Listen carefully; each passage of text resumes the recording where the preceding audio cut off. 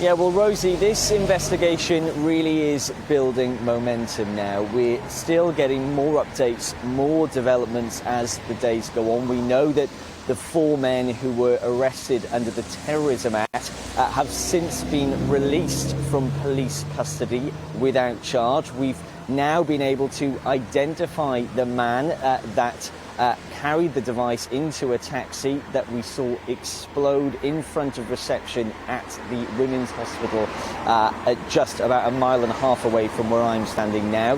The police have actually conducted a controlled explosion in Sefton Park, again not too far away from where I am now in Rutland Avenue. That was part of their investigation, that controlled explosion. So there's certainly been developments, there's certainly momentum building with this investigation.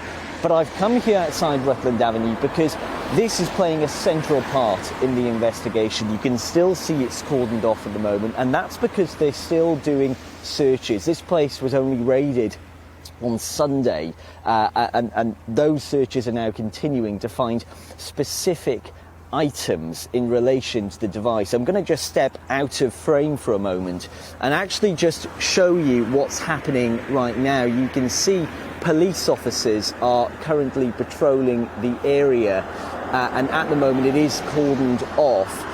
Just a few moments ago, before you came to me, there were forensic officers in white suits coming out of one of the houses on the right. You can see where those purple bins are. Just ahead of that, there were forensic officers coming out.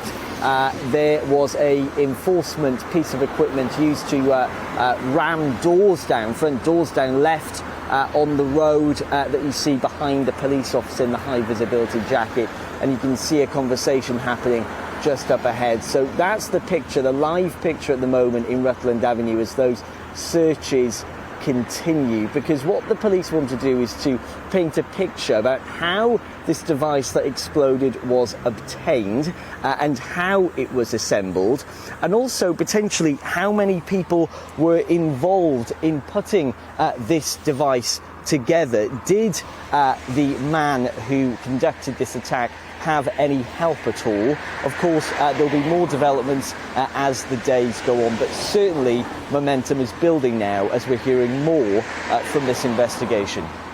Bradley, those images you describe, it's very unnerving for people who live in the area. What sort of reaction has there been? Yeah, well, the reaction, as you say, Simon, people are still very nervous about this. People are walking past behind me at the moment. It's the time of day where young children are walking to school, and many of them have been walking along here in their school uniform, looking over to Rutland Avenue, seeing the police presence, and actually some of them still not really knowing why they're here, what's going on. And when people have been explaining the situation, immediately what a few people have said is, wow, I didn't expect this to happen in my city, in Liverpool. Many people didn't expect this to happen, so there is certainly still a sense of shock.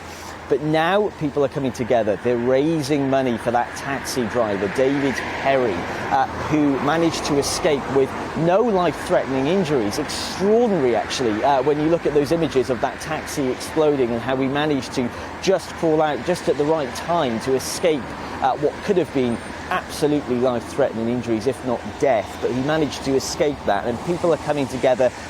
Former colleagues have also come to us at GB News and told us that they're trying to raise funds. There's a fundraiser page on social media at the moment that's got over £26,000 worth of donations. So incredible to see people of Liverpool coming together, supporting that local taxi driver who has been described as a hero in Liverpool.